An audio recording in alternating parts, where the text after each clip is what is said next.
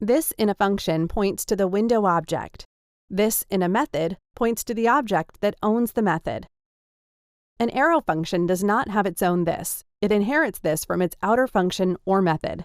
For example, the arrow function on line 12 is defined inside method2, which means it will inherit this from method2. We can see this in the arrow function points to object A, which owns the method2. Next, we create an array and store the test function and the two methods in it. We name the array list.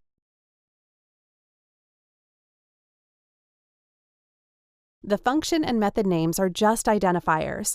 What the list array actually gets are the function and method bodies. List0 points to the same function body as test does. We can see the comparison result is true. We will get the same result comparing the other two elements.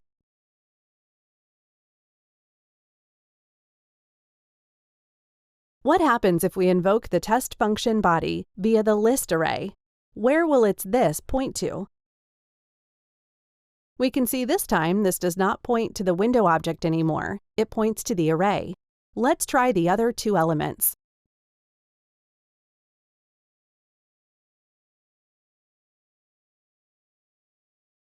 We can see the results are the same. Next, let's try a more complicated scenario. We create a new array.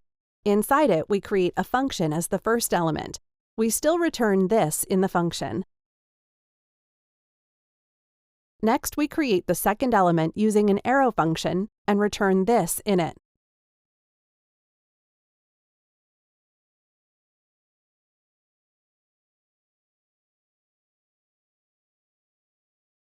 Let's invoke the first element.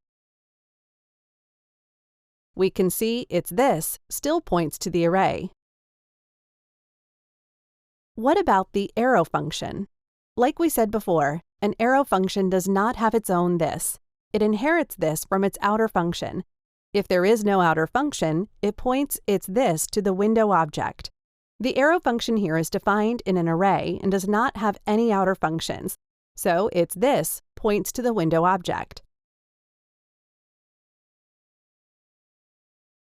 Array2 points to an object, not the method of an object. If we invoke the method via array2, this in the method will still point to the object. There's a big difference between putting an object in an array and putting an object method in an array.